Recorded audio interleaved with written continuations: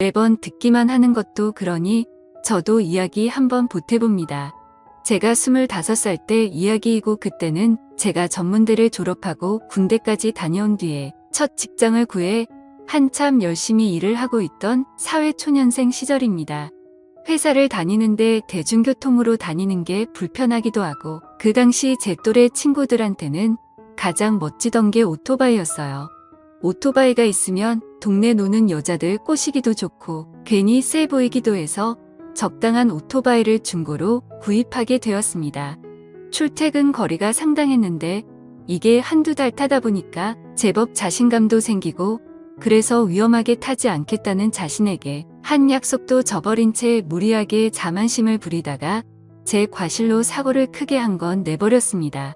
팔 하나 부러진 거면 엄청 싸게 먹힌 거기는 했지만 오토바이도 그동안 모아온 돈도 다 사라져버리고 말았습니다. 아무튼 제가 그때 팔이 부러지면서 병원에 입원을 하게 되었어요. 한참 피 끓는 청춘이라서 그런지 젊은 간호사들만 보면 괜히 찝쩍거리고 싶어서 입이 근질근질 하더라고요. 넘쳐나는 에너지를 주체 못해서 어쩌다 보니 여자들이 아니라 같은 병실을 쓰던 아저씨들하고만 엄청 친해지게 되었습니다. 아저씨들이 특히 제가 어리다고 간식도 잘 챙겨주시고 그랬어요. 팔이 부러지고 뭐 여러 가지 이유로 아파서 입원한 사람들 치고는 담배가 그렇게 피고 싶었는지 하루에도 몇 번씩 흡연 구역에서 모여서 놀고 그랬습니다. 그러다가 처음 보는 아저씨를 한 명 만나게 되었습니다. 손목에 문제가 있어서 양 손목 두 쪽 다 수술을 받았고 방금 나와서 담배 하나 피러 나온 거라고 자신을 소개했어요. 양손이 그래서 어떡하냐고 그랬더니 와이프랑 같이 왔다고 하면서 저 먼발치에 있는 여자 쪽을 가리키더라고요. 먼발치에서 봤는데도 그 여자가 눈에 들어온 이유는 미모도 미모였지만 아저씨의 와이프라고 부르기에는 나이 차이가 너무 많이 나 보였어요. 그 아저씨는 딱 봐도 40대 후반으로 보였는데 당시에 제가 25살이었는데도 아저씨 와이프라는 사람은 저랑 비슷한 나이 또래로 엄청 젊어 보였거든요. 멀리서 봐서 얼굴이 잘 보이지 않는데 머리는 허리까지 올 정도로 길고 얼굴도 주먹만한 게 비율도 엄청 좋았습니다. 조금 촌스러워 보인다는 느낌은 들었지만 그래도 멀리서 봤을 때 보이는 실루엣만 봐도 미녀라는 확신이 들었어요. 그런데 아저씨가 손짓을 하니 그 여자가 이쪽으로 걸어오는데 그때 딱 한눈에 봐도 알겠더라고요. 그 여자 얼굴이 조금 이국적으로 생긴 것이 이게 말로만 듣던 국제 결혼이었다는 거려. 한편으로는 이런 아저씨도 이렇게 젊고 예쁜 여자와 결혼을 할 수 있다는 사실이 놀라웠습니다. 국제 결혼이 나쁘다 하는데 뭐가 나쁘다고 하는지도 모르겠고 저도 당시에 여자들한테 사실 인기가 썩 많은 편이 아니었기 때문에 정모하면 외국인들과 만나는 것도 방법이겠구나 싶은 생각이 들었어요. 그런데 제가 너무 그 여자를 빤히 쳐다봤나 봅니다. 외국 여자를 보는 게 처음이기도 하고 비슷하게 생겼는데도 어딘가 많이 다르게 생긴 이국적인 외모 때문에 시선을 떼지 못했을 뿐인데 아저씨 입장에서는 제가 자기 와이프를 노리는 그런 놈으로 보였나 봐요. 솔직히 속으로는 그렇게 견제하고 스트레스를 받을 거면 자기 나이 또래 되는 여자를 만나지 싶었거든요. 예쁜 여자와 결혼했다는 사실이 질투가 나서 그랬나 봅니다. 아무튼 아저씨한테 외국인을 처음 봐서 신기해서 그랬다고 둘러대니 아저씨도 마음을 열더라고요. 그러면서 몇 마디 나눴는데 알고 봤더니 아저씨는 제 고향집에서 30분도 안 되는 거리에 살던 동네 사람이었어요. 병실은 제가 지내던 병실하고 조금 떨어져 있었는데 그래도 고향 사람이라고 아저씨가 제 병실까지 와서 과일 들어왔다고 챙겨주시고 몸에 좋은 거라고 하면서 이것저것 막 가져다 주셨어요. 아저씨의 와이프는 당연히 아저씨를 마주칠 때마다 매번 마주쳤는데 특히 제가 병실에만 있는 게 갑갑해서 옥상 공원에 나갔을 때만큼은 그냥 혼자서만 있을 때 마주치고는 했습니다. 병원 입원 생활이 별거 있는 게 아니죠. 그때는 심지어 핸드폰으로 인터넷 하기도 어려웠던 시대라서 병원에서 보내는 시간이 엄청나게 무료했습니다. 다인실이라서 아저씨들이 보고 싶은 TV 프로밖에 못 봤어서 정말 보기 싫은 걸 억지로 봐야 할 때도 있었어요. 그리고 아저씨들하고도 사이가 좋기는 했지만 또래가 아니다 보니 대화를 나누다 보면 제가 껴들기 어려울 때가 있어서 저와는 잘 맞지가 않았습니다. 덕분에 저는 그때마다 CD 플레이어를 들고 옥상에 올라가서 혼자 음악을 들으며 시간을 때우는 게 일이었어요. 그리고 아저씨의 외국인 와이프를 옥상에서 몇 번 만나게 되었습니다. 처음에는 어쩌다가 마주쳤는데 언젠가부터는 그 여자가 제가 올라오는 시간에 맞춰서 올라온다는 느낌이 들었어요. 옥상에 올라와서는 제가 어디 있는지 찾으려는 듯이 두리번대는 걸 봤거든요. 그런데 그녀는 그렇게 두리번대다가 저를 찾으면 저한테 오지 않고 옥상 끝으로 가서 멍하니 하늘 저편만 바라보고 있었습니다. 그 모습에 저는 고향 생각이 나서 그러나 싶었거든요. 그런데 그게 아니라 그녀는 제 시야 안에 들어와서 제가 말을 걸어주기를 기다리고 있었던 것 같아요.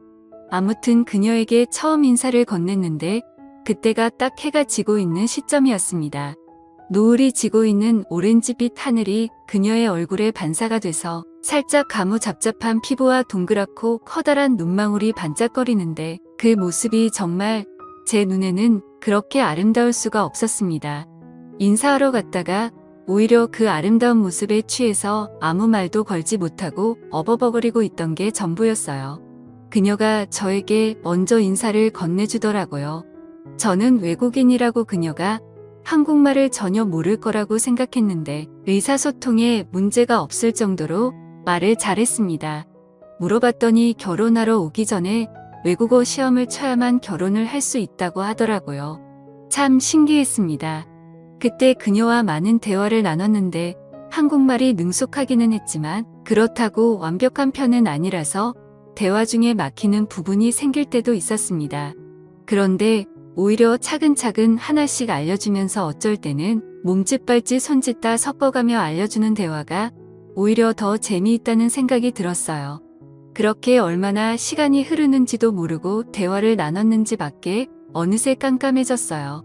한여름 날씨에도 병원복만 입고 있으니 조금 쌀쌀해지기 시작했습니다. 올라올 때는 아직 더운 날씨라서 소매와 바지단을 걷어놓고 있었거든요. 그런데 조금 쌀쌀한 느낌에 걷어놓은 소매를 내리고 싶었는데 깁스를 한 팔 때문에 그게 생각처럼 잘 안 되더라고요.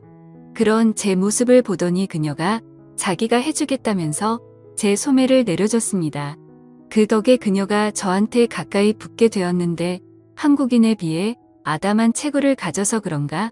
그녀가 제 앞에 바짝 다가섰는데 그녀의 정수리가 저의 코앞으로 위치했습니다. 살짝 습기를 머금은 여름철 방공기와 그녀의 샴푸 냄새가 합쳐져서 제 코를 자극하니 정신이 아찔하더라고요. 그러는 와중에 그녀가 제 앞에 무릎을 꿇더니 제가 올려놓은 바지단도 내려주기 시작했어요. 어여쁜 여자가 제 앞에 무릎을 꿇고 앉아있는데 그 모습에 정신이 아찔해지지 않을 사람이 어디 있겠습니까? 그래서 바지 정도는 제가 직접 하겠다고 했더니 그녀가 아니라면서 자기가 해준다고 묵묵히 저를 도와주더군요. 기센 한국 여자와는 다르게 순종적인 모습에 뭘 시켜도 다 해주지 않을까 하는 기분이 들어서 괜히 침이 꿀꺽 넘어갔습니다. 병원 수칙 때문에 옥상은 밤 11시에 닫았지만 초저녁인데도 그녀가 한참 자리를 비웠다는 사실을 아저씨가 알게 되면 혼이 날 것 같다면서 그녀는 그렇게 병실로 돌아갔어요. 저는 그때 이미 그녀한테 푹 빠져버린 것 같습니다. 돌아가는 그녀 뒷모습만 바라보고 있었고 그녀가 계단을 통해 내려갔을 때도 그녀가 지나간 자리만 보고 있었거든요. 짧은 시간이었지만 오랜만에 마음이 떨리는 게 제가 혹시 그녀에게 관심이 있어서 이러는가 싶었습니다.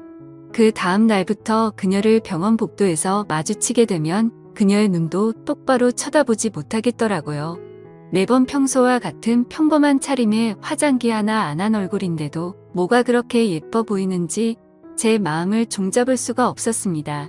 하지만 그런 만남도 끝이 보이기 시작했습니다. 팔이 부러진 게 병원에서 오래 입원할 만한 일은 아니잖아요. 병원에서는 이제 통원 치료를 해도 되겠다고 제 퇴원 날짜를 잡아줬어요. 그녀와 더 시간을 보내고 싶어서 오래 입원할 수 있는 방법이 있었으면 했지만 병원비도 병원비고 어차피 이미 결혼한 그녀와 제가 어떻게 이루어질 수 없다는 건 누구보다 잘 알고 있었기 때문에 마음을 접기로 했습니다. 퇴원 소식에 심란해져서 옥상에 올라갔는데 그녀는 이미 옥상에서 저를 기다리고 있었어요. 옥상 벤치에 나란히 앉아서 퇴원하기 전까지 그녀와 시간을 보냈습니다. 그녀는 아저씨 수발하는 게 힘든데 제가 있어줘서 많이 위안이 되었다고 저랑 보내는 시간이 좋다고 하더라고요. 아저씨가 자기한테 잘해주기는 하지만 그래도 나이 차가 많아서 체력적으로 힘들어하고 또 자기를 아내가 아니라 종다루도 막대한다며 불만이 많아 보였어요. 제가 아저씨였다면 이렇게 예쁘고 착한 여자라면 국적 상관없이 정말 온 마음을 다해 사랑해줬을 것 같다고 대답했더니 그녀가 난데없이 자기가 결혼한 게 아저씨가 아니라 저였으면 좋았겠다고 하면서 제 품에 기대더군요. 저도 그녀가 좋기는 했지만 국제 결혼으로 결혼했으면서 저를 먼저 만났으면 하는 말을 어떻게 하지 싶었습니다. 그래도 분위기 깨기는 싫어서 따로 말하지는 않았어요. 여기서 어떻게 하면 그녀를 넘어뜨릴 수도 있다는 생각이 들었지만 내일 모레 퇴원하는 제가 하루아침 순간에 눈이 멀어 실수를 저질렀다가 돌아올 후폭풍을 감당이나 할 수 있을까 싶어서 속으로 꾹꾹 눌러 참았습니다. 그녀를 어떻게 떼어내야겠다는 생각에 제가 퇴원하는 소식을 말해줬는데 그녀가 깜짝 놀라면서 저를 세게 껴안았어요. 저는 얼어붙어버려서 가만히 있을 수밖에 없었습니다. 이제는 아저씨고 나발이고 에라 모르겠다 싶어서 그냥 본능에 몸을 맡겼어요. 그녀와 저는 마음이 통했고 그날 저녁에 자기 휴대폰 번호라면서 퇴원하고 나서도 꼭 연락하라고 적어주더군요. 퇴원하고 나서 통원 치료를 하면서 병원에 자주 들렀지만 아저씨도 퇴원을 한 건지 그녀가 병원에서 도무지 보이지가 않았습니다. 저도 괜히 그녀를 찾아다니는 게 너무 티가 나지 않을까 싶어서 노력해서 그녀를 찾아다니지는 않았어요. 퇴원 후에 그녀가 몇 번 생각나기는 했어요. 그날 옥상에서 그녀가 해준 일이 자꾸 기억에 남기도 했고요. 그런데 또 밖에 나가고 다시 제 또래 한국 여자들을 보니 신토부리가 괜히 신토부리가 아니구나 하면서 그녀에 대한 기억도 차츰 지워지고 있었고 당연히 그녀의 연락처로 제가 먼저 연락을 하는 일도 없었습니다. 그리고 나서 시간이 지나 추석 연휴가 되었습니다. 연휴가 길었던 터라 저도 본가에 일찍 내려가게 되었어요. 가족들과 시간을 보내고 연휴가 다 끝나갈 무렵이었는데 오랜만에 고향 친구들하고 술이나 한잔 해야겠다는 생각이 들었습니다. 그런데 친구들은 뭐가 그렇게 바쁜지 술 한잔 하자는 제 요청에도 다 바쁘다면 나오지를 않더라고요. 누구 부를 만한 사람 없나 연락처를 뒤적이는데 갑자기 그녀의 전화번호가 눈에 들어왔습니다. 고향집 근처에 산다는 것도 알고 있고 하니 갑자기 그동안 보고 싶었던 적이 한 번도 없는데도 불구하고 그녀가 보고 싶어지더라고요. 그래서 그녀에게 전화를 걸었어요. 나 지금 고향집 근처에 내려왔는데 볼 수 있냐고 물었더니 조금만 기다려달라고 하더군요.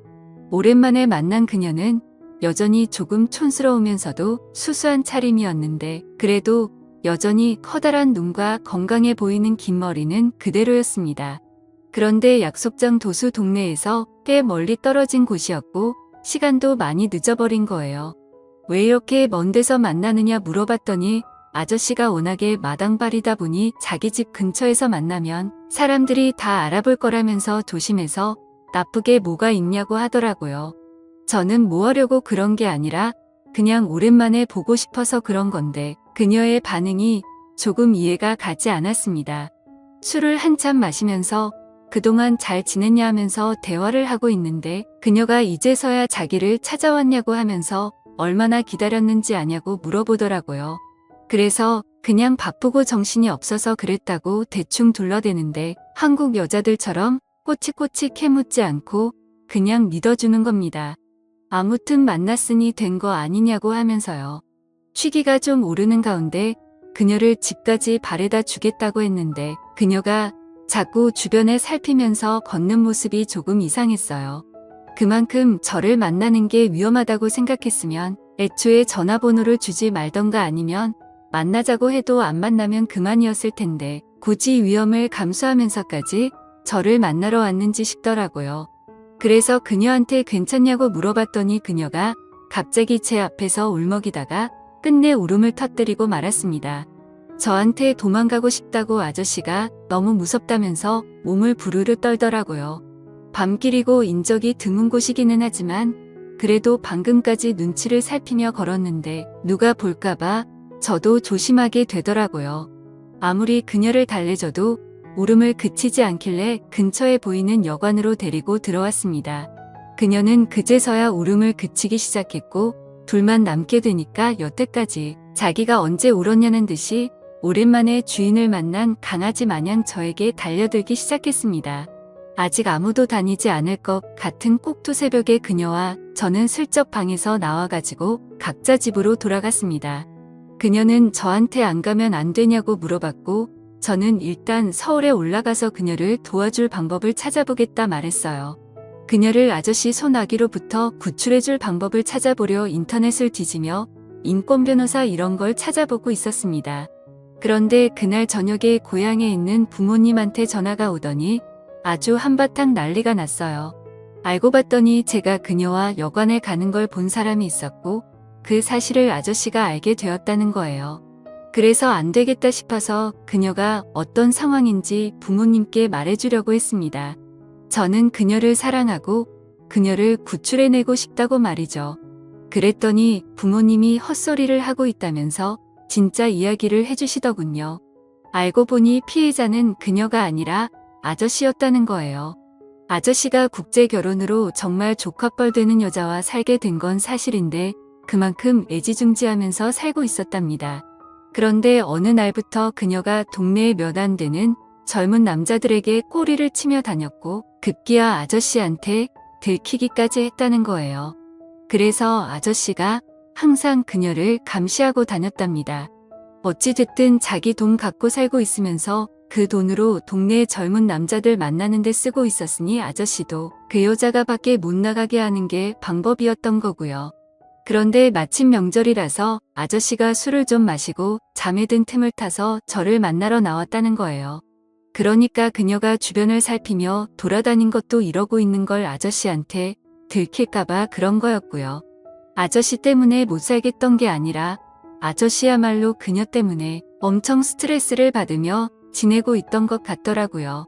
부모님께는 그녀가 병원에서 알게 된 친구고 그날도 아무 일도 없었고 그녀가 술이 좀 취해서 여관에서 재웠을 뿐 정말 아무 일 없었다고 상황을 무마해야만 했지만 그녀가 저를 진심으로 사랑했고 아저씨에게서 도망가고 싶다고 한 거짓말에 저는 큰 충격을 받게 되었습니다. 그렇게 세상 물정 모르고 순수해 보이는 여자가 저를 그렇게 이용할 거라고는 상상도 못했지요. 그 뒤로는 의심병이 생겨서 정상적인 연애도 못하게 되었고 아저씨한테 몽둥이 찜질을 당할까봐 고향도 몇 년 동안 내려가지 못했습니다. 만남에 있어서는 남들에게 떳떳할 수 있어야 하고 항상 사람을 볼 때 신중해야 한다는 교훈을 준 그녀입니다. 순정적인 외국 여자들이 관심이 갔었는데 그 뒤로는 저를 꽉 잡고 사는 기센 한국 여자인 지금의 와이프를 만나서 나름 불편하게 행복한 삶을 살고 있습니다. 결혼을 하면 어느 정도 구속되는 건 사실이에요. 그걸 견디지 못하고 밖으로 나가 도는 건 배우자에 대한 신뢰를 저버리는 일이라고 생각해요. 제가 한 행동이 아저씨에게는 결코 좋은 일이 아니지만 그래도 저는 그때 일로 좋은 교훈을 얻게 되어 다행입니다. 그녀는 아직도 아저씨랑 살고 있을지 아니면 그 버릇 못 고치고 아직도 어디서 다른 남자를 찾고 있는지는 모르겠네요. 제 사연을 읽어주셔서 감사합니다.